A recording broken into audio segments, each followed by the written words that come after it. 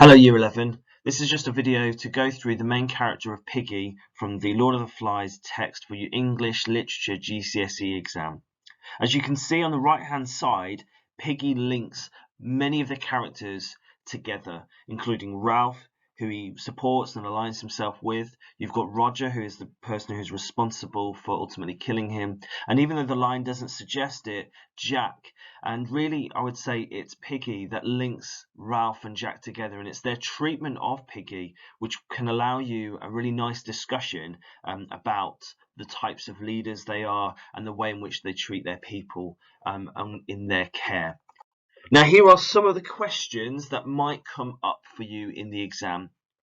If nothing else, what you could use this slide for is your exam preparation. So there's no reason why you couldn't use any of these questions or all four of these questions to write an extra essay, send it into your teacher and have them mark it for you in preparation for your exam. You've got things like, how does Golding use Piggy to explore ideas about intelligence in Lord of the Flies? How does Golding use Piggy to explore ideas about identity? Is Piggy an important character in Lord of the Flies? Implying he is, and I would definitely say he is. And at the start of Lord of the Flies, Piggy asks Ralph, aren't there any grown-ups at all? How does Golding explore the idea of grown-ups in Lord of the Flies?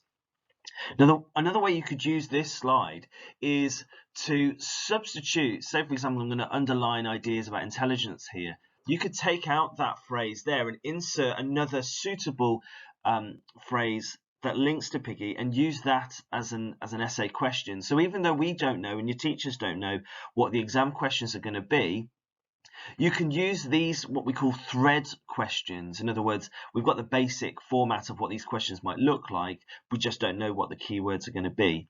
So you could use these keywords, the bits I've highlighted in bold, and take them out and replace them with something else instead. Now, hopefully this video will explain some of the key features that might link to some of these questions, and certainly if you've got any more questions about them, then you're very welcome to ask your class teacher.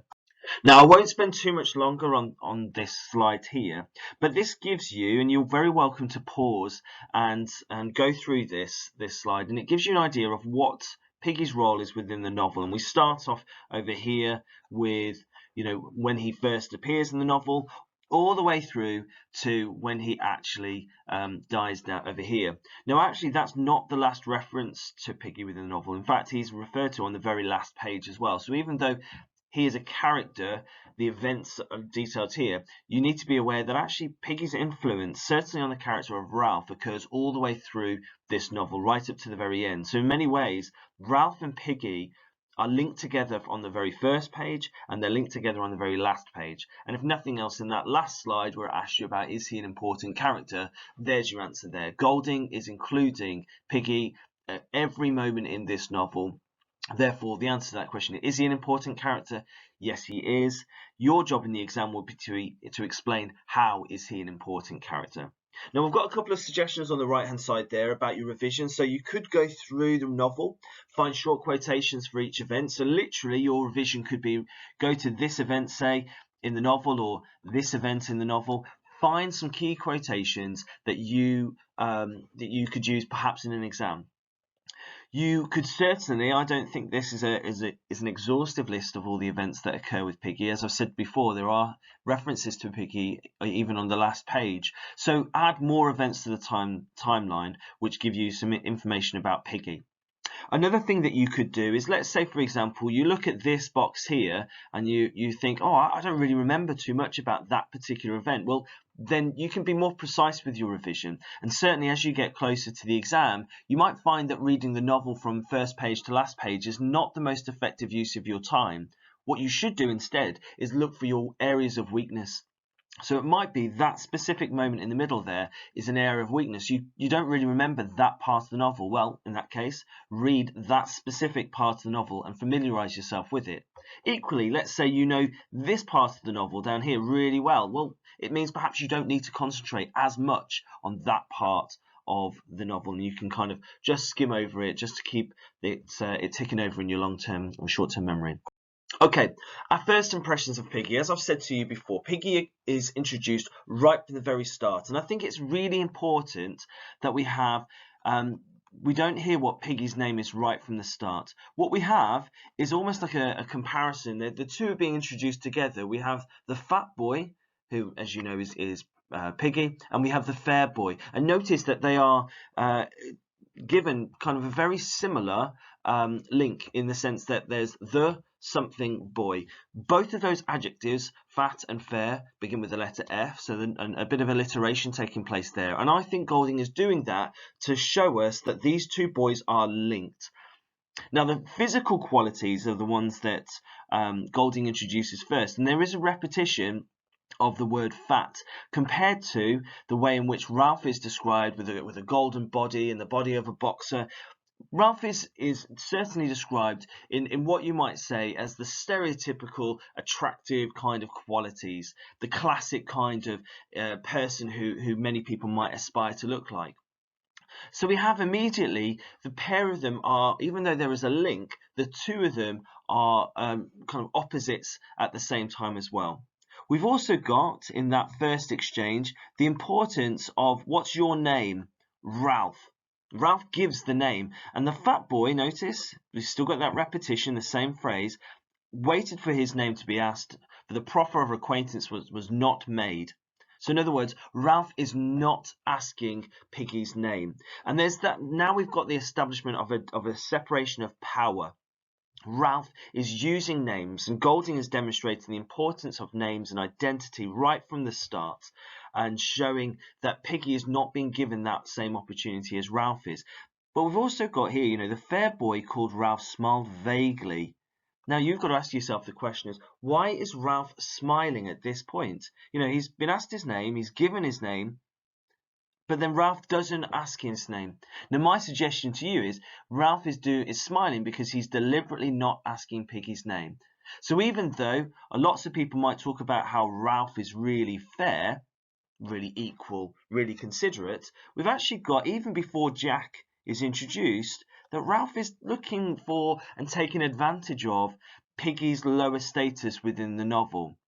And he completely moves past it, Ralph does. Now, do you see where you can think about, even if, let's say, in the exam, you're asked a question about Ralph, inevitably you are going to have to talk about Piggy. And that might be something that you can think about, or a point that you could make, even if the question is linked to Ralph instead. You've got other ways in which Piggy is first described in this first part here, in the fact that he's described as breathing hard. As we know in a second, it's his asthma, or the way in which he probably just says it is asthma. It's said in a kind of unusual kind of way. We've also got the way in which Piggy isn't using quite grammatically correct language. Can't catch my breath. It's not really a complete sentence. And there are other kind of occasions in this novel where Piggy's English grammatically correct language is not present. And that's another way in which I think Golding is setting up Piggy for us to, if you like, dislike him, or at least consider him to be less polished, less important, maybe less intelligent as the other boys in the novel. And what we find out throughout the novel is Piggy is none of those things. Piggy is actually the most intelligent person within the novel. But maybe it's our first impressions, and I make a point that it's our readers' first impressions that influence this. Now, you could use a really nice expression to use in your exam would be the way that Golding positions us. In other words, Golding is kind of forcing us to have a very lower negative expectation about the character of Piggy. So it's almost like when he comes out with phrases later on, which I'll speak about in a second, it's almost like we dismiss him in the same way that the other boys dismiss him too. Now, just finally on the asthma point, we've got that Piggy talks about the fact that he has asthma, and he has a touch of pride about it. That we've got the fact that he's quite proud of the fact that he's asthmatic, and maybe it's because it's something that makes him different, and that's the other side of him as well, that he's different from the other boys physically as well as mentally too.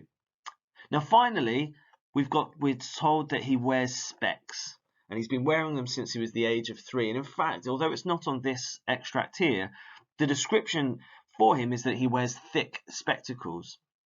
So again, if you link back to what I said a moment ago about how Golding is presenting Ralph as the stereotypical attractive character, you've got Piggy, who is physically considered to maybe be unattractive. You've got the way in which he is grammatically unable to express himself in the most eloquent ways. You've also got the fact that he has a physical issue in so much he has asthma, and he wears glasses too. So there's lots of ways in which he's presented within the first couple of pages as different to the character of Ralph. Now, one of the things almost certainly you're going to be talking about in your exams is the way that Piggy and the Conch link together.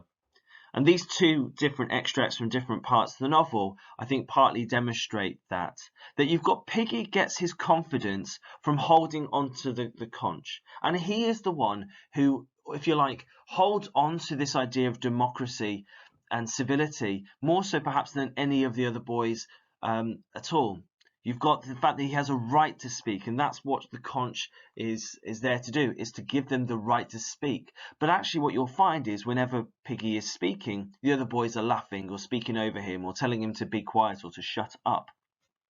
It's important that actually throughout the novel we've got the fact that Piggy is holding the conch, and it's not just holding. The verb cradled the conch is a really important one to think about with Piggy. Cradling, we might often suggest with holding a baby perhaps, or certainly holding something that's vulnerable and definitely needs protecting. So metaphorically, Piggy is holding and cradling, protecting this idea of democracy and civilization, even when the other boys are not respecting it at all.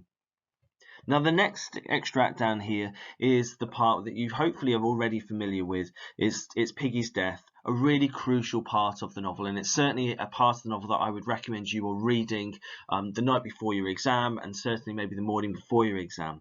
So hopefully you won't need too much explanation about here. A couple of things that I just want to draw your attention to is, on a funny way, arguably what I say to my students is the most important semicolon they've probably ever encountered, and it's this one here that shows the rock struck Piggy a glancing blow from chin to knee, semicolon, the conch exploded into 1,000 white fragments and ceased to exist.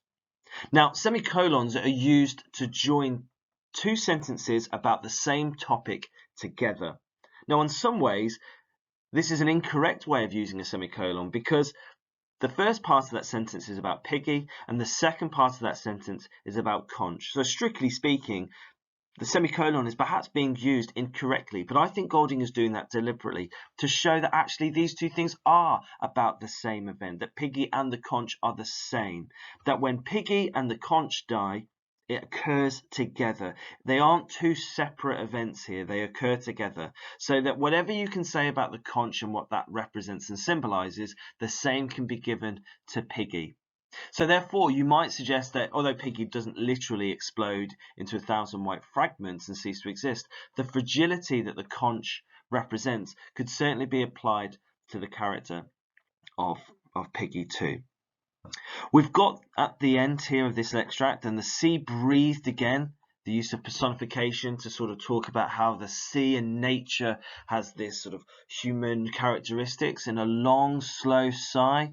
The water boiled white and pink, and remember, pink is a colour that's used frequently throughout the novel, usually associated with the pigs, clearly, but also with Piggy too. And it sucks back again, and it took the body of Piggy with him. So it gives this suggestion that actually nature is reclaiming Piggy. We think that nature, as in Mother Nature, if you like, is the most forceful thing in the novel. Piggy is almost taken with nature. And so just like the way that Simon dies, and Simon is in a sense taken out to sea, so is Piggy too. When we think about other parts to do with Piggy, Piggy is a really sort of key part to do with technology and intelligence. And I really think this part of the novel is really important. We've got that Piggy talks about, I've been thinking, he said, about a clock. We could make a sundial. We could put a stick in the sand and he's not able to process it. But I think this idea of using a clock, using implements that they have at their disposal, is quite clever, quite ingenious. And what you certainly could say that in terms of our civilized society, and think about the way that our world lives right now, we cannot live properly or we can't live efficiently without knowing what time it is. Think about the school day. The school day relies upon us all working together, using time particularly. So it's, I think, a really important part, really actually quite a sensible instruction that the boys have some kind of regularity, some kind of order to their day, and using technology to enable them to do so. Now that, however, is absolutely dismissed by Ralph. And Ralph, notice that we've got the sentence that has been cut off, partly because he can't think of the thought process, Piggy. But Ralph cuts him off and says, and an airplane, and a television set, said Ralph sorely, and a steam engine. Now, completely dismissive of Piggy's ideas. Clearly they're not going to be able to make an airplane and create a TV set. And actually, in some ways, certainly a TV set would be of no use to them, but a clock certainly would be. So this dismissal that Ralph has, we've had it earlier in one of the slides I showed you earlier, wasn't it? That Ralph completely dismisses what Piggy's got to say. Now, Piggy shook his head. You have to have a lot of metal things for that, he said, and we haven't got no metal, but we have a stick. I think this bit is a really key part as well. It's almost like Piggy doesn't pick up on the fact that Ralph is being quite rude and sarcastic with him. You might say that represents or that shows us Piggy's innocence, Piggy's naivety perhaps, maybe Piggy's lack of intelligence or a lack of social awareness, certainly. But Piggy answers with quite a straightforward answer, quite a sensible answer in some ways. But again, it just shows that that methodical process he's got, that he's using what they have in order to make things better for them. And despite the fact that a clock would be useful, Piggy is described as a bore, and we have a repetition of the earlier description that his fat, his asthma, his matter-of-fact ideas were dull, and there's always a little pleasure to be got out of pulling his leg, even if one did it by accident. That Ralph uses Piggy as a source of fun. Don't forget that Ralph is looking to Jack to bolster his own confidence. Ralph really actually looks up to Jack, although he doesn't want to necessarily be like him. We've got Piggy saw the smile and misinterpreted it as friendliness. So again, like we've got where he talks about having no metal, you've got the fact that Piggy just doesn't pick up on that sort of social element of their interaction. That, in fact, it goes further to say that Piggy was an outsider, not only by accent, which did not matter, but by fat, his asthma, repetition, his specs, and a certain disinclination for manual labour. So we've got the fact that Piggy is here, and a nice description of him would be to describe him as an outsider. And maybe going back to what I said earlier about him having a sense of pride over the fact that he has asthma, is because he doesn't really appreciate or understand how other people view him, which maybe actually is quite a good thing, that he's naive to that sort of part of people's treatment. But notice right at the beginning of this extract here, repeated all throughout, we've got reference to his physical qualities and his asthma as a source of negativity. So once again, Golding is reminding us of the first part of the novel of how he was establishing the character of Piggy. I've said earlier that Piggy is definitely linked to this idea of intelligence, and what I said a second ago is exactly the same at all. Now this is a part of the novel where Piggy actually isn't part. He's already died by this point. And we've got here that Ralph is trying to think about how to solve the situation. That if you were a chief, you had to think. You had to be wise. And that word wise is referred to throughout. At the bottom extract here, you've got the true wise friend of Piggy. So you've got the repetition throughout the novel of the word wise to refer to the character of Piggy. And it's only when he's gone do we realise how wise he actually is. We've got Ralph as he faced the chief's seat. I can't think, not like Piggy.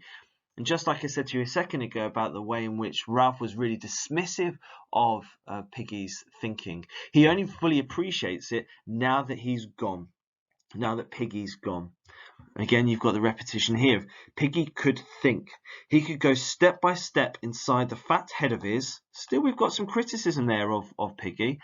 Only Piggy was no chief. Now, I think that's a really important part here, that Piggy was no chief. Well, Piggy doesn't want to be chief. And yet the irony is he probably would be a really good chief in terms of the thought processes, the thought ideas that he could offer the other boys. But he has brains. So let's say you get a question in your exam that asks you about leadership. Here, Golding is perhaps saying that the leaders don't necessarily have to be the most intelligent. They have to be perhaps the ones who are able to bring people together. But those leaders can only be effective if they have intelligent people around them, and they need to value those intelligent people. And that is what Piggy represents. Just finally, we're coming towards the end of my PowerPoint here, guys. Just a couple of things that you should hopefully know already in terms of symbolism. Remember, this novel is an allegorical novel, in which case that means every single part of this novel is some kind of symbol for something else. It's some kind of metaphor for something else. And two of the key things, one of which I've certainly mentioned already in terms of Piggy's death, but Piggy's glasses. If you think about it, literally, when somebody wears glasses, it means they, it corrects their vision, but they're able to then see things clearly, perhaps. And I think Piggy's glasses allow him to see things, the situation and the solutions clearly. So he's able to bring that kind of clarity to the situation. However, it's short-lived because he is short-sighted. And notice that he's short-sighted and not long-sighted. If he was long-sighted, it might be that he's able to see the future in the way that maybe Simon is able to kind of have some kind of prediction. Piggy's solutions are relatively short-sighted. So you could argue that actually, although he's able to see the situation and solutions, they're very short-term solutions. They don't actually solve full-term problems, although they certainly would help. Piggy's glasses also represent the way that technology is used, and that how that technology can be used for positive and negative results. If you think about the way in which the fire is created in this novel, that is Piggy's glasses which are predominantly used to create that fire, and that's fantastic if it can be used to signal to boats, if it can be used to cook the meat. But in the hands of the wrong leader, Jack perhaps, that technology can be a force for bad and not a force for good. And the way in which this novel ends, as you know, is the novel is pretty much burnt to smithereens, or at least it certainly will be. And again, it's Piggy's glasses that are used in order to do that. So Piggy's glasses hold the kind of possibility of the use of fire, which is a destructive force, for both positive and negative means. Piggy's death, as I mentioned before, just a couple of extra things, that actually we're kind of given a suggestion right at the beginning of the novel that Piggy is physically weaker. So it's not a huge surprise that he dies at the end of the novel, but we as the reader assume it's because he has he's physically weaker than the other boys. It's not necessarily because of violence, and that perhaps is the surprising part of it. And you could say as a summary point that his death symbolizes the rejection of wisdom, intelligent and rational thought. It's really important, I think, that Roger is the one that kills Piggy. Roger is somebody who's completely succumbed to evil, completely succumbed to violence, certainly more violent than Jack. If you think of the way that Sam and Eric talk about Jack and Roger, they talk about him towards the end of the novel that he's a terror, that he has the hangman's noose about his neck, and that Roger is certainly worse, more violent than Jack would be. So some other things to point out, and I'm not necessarily going to talk about every single thing that's on this slide, because obviously you can pause this and make your own notes as well, some of which I've already mentioned throughout this video. But it's key then to think about him as being one of the first characters, and we align himself with the character of Ralph. He's physically weaker. We've got this repetition of his description as being fat. He's bloated, a bag of fat. This constant reminder of this. But one thing with Piggy is that he's kind and considerate. He helps the other boys.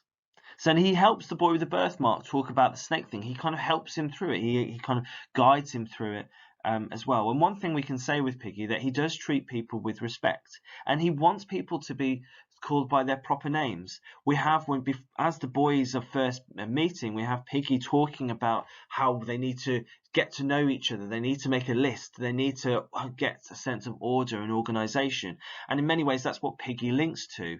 He does link to a system of rules and order in a way that Jack is different. Jack wants rules and order in order to punish the boys, whereas Piggy wants rules and order in order to improve things and make things better for them.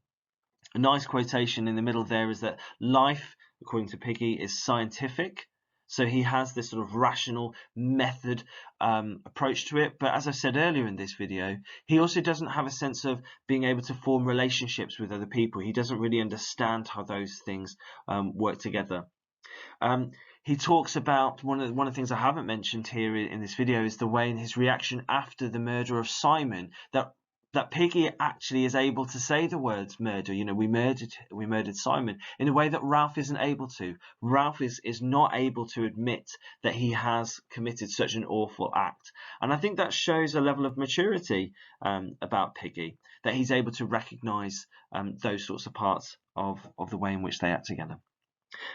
Now, there's clearly more things that I could say to you about the character of Piggy. As I said earlier, he is a really important part of this novel, and somebody who I think you would be very wise to think about, even if another character comes up on the exam paper.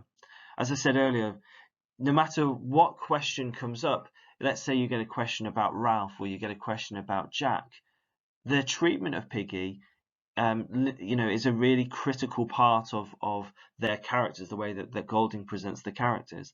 Let's say you get a question about the character of Simon. Well, Simon and Piggy have a kind of crossover. They are linked in some ways in which they are both outsiders. They're both rejected by the majority of the boys. So you could talk about how those two link together as well.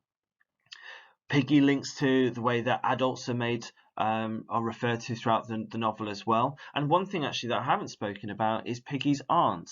That actually, even though we don't have any female characters in this novel, the use of his reference to aunt provides the only female voice that we get at any point during this novel as well. So there is a possibility that there is some level of some attempt, at least, of a balance of male and female voices, albeit his aunt is spoken through Piggy's words. Now, I hope this video has been really helpful to you. Clearly, there's more things that we could talk about. There's more moments of the novel that are important to Piggy, but I hope that this has given you some really good ideas and some notes to help with your revision. Always feel free to come speak with your teachers or come and speak with me directly if you want some extra advice, or if there's something on here that you would like me to expand upon. I'm very, very happy to do so. Folks, best of luck for your exams. We really want the very best for you, so keep working hard, keep using these videos, and let us know if there's any other videos that you think we could make for you that will be helpful for you in your preparation. Best of luck, everybody. Bye bye.